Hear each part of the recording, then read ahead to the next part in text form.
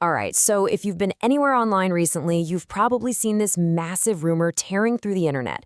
The idea that James Gunn, the guy in charge of DC Studios, is about to jump ship and head right back to Marvel. Today, we're going to get into where this story actually came from and why, when you really look at the facts, this whole thing just doesn't seem to add up. And this is where it all started, with this incredibly bold, super confident claim from YouTuber John Campea.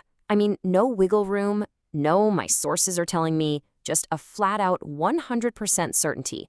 And that, of course, is what ignited a total firestorm online. This right here is the statement we're going to put under the microscope. Okay, so here's how we're going to break this all down. We'll start with the rumor itself, what was actually said. Then we'll get into the logic of his contract, which is a big piece of the puzzle.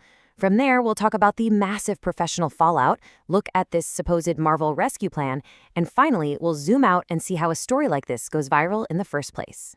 First things first, let's dig into the claim itself. What was the exact prediction, and what was the supposed logic behind it all? So the theory basically goes like this. Warner Brothers Discovery might get sold, which would mean new bosses. Gunn wouldn't see eye to eye with them, and so, before the year is out, he'd ask to be let go from his contract, so he could make a triumphant return to Marvel. Now, the really crucial thing here is that the person who made the claim openly admitted he had zero inside sources, but it was presented with such certainty that, of course, it just exploded online. All right, now for the part where this whole theory starts to, run into some serious problems. Let's talk about the basic logic of Hollywood contracts and, just professional incentives in general. And that brings us to the first and maybe the most obvious question: what would James Gunn, or really anyone in his shoes, actually have to gain by just breaking his contract? Because at the end of the day, every big career move has to have some kind of upside, right? So this is where the whole thing really starts to fall apart. The claim says he'd leave by the end of this year, but his contract doesn't end this year. It runs all the way until the spring of 2027. So walking away early means he gives up all the money, all the benefits, everything he's owed, and gets literally nothing in return. From a purely practical, contractual point of view, it would be a completely self-defeating move. But it's not just about the contract. We have to look at the huge professional stakes here. This isn't just quitting a job. We're talking about abandoning one of the biggest, most high-profile roles in all of Hollywood. This quote really just nails it, doesn't it? Gunn wasn't just hired to direct a movie. He's the architect, the guy tasked with building an entire cinematic universe from the ground up. To just walk away before his first big movie even comes out, that would be seen as a failure of epic proportions. I mean, the professional damage would be catastrophic. He'd go down in history as the guy who abandoned Superman. And look, in an industry that runs on reputation and reliability, leaving a top job because you might not like your new bosses, that's seen as deeply unprofessional. It's almost a guarantee that no other major studio would ever trust him with that level of leadership again. His job right now is to fix DC, not to create an even bigger mess for himself. But okay, what about the other half of the rumor? The idea that this isn't an escape, but actually a brilliant strategic play to go take over Marvel. And this is where it gets really interesting, because you have this huge clash between the theory and the reality of the situation. The rumor paints this grand picture of Gunn returning to Marvel as the heir apparent to Kevin Feige. But the reality is, Marvel is kind of going through its own rocky patch right now, and Gunn's last few projects haven't exactly been world-shattering hits.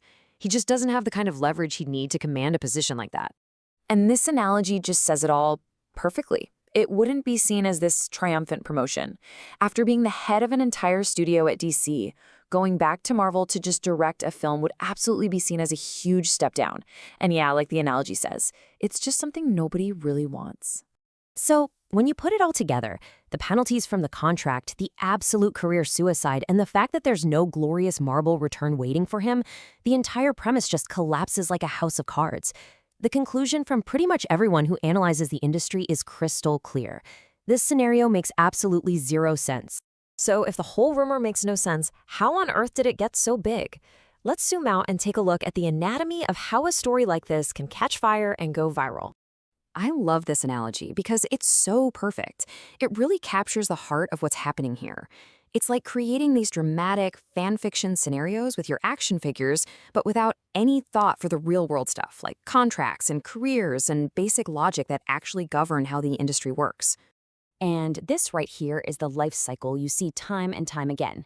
It always starts with a big, bold claim that has no real proof. Then the media and other creators jump on it because, hey, it gets clicks and engagement. Of course, the thing they predicted never actually happens. And the worst part? There's no accountability. Nobody goes back and says, hey, we got that wrong. The whole cycle just resets and starts over with the next big rumor.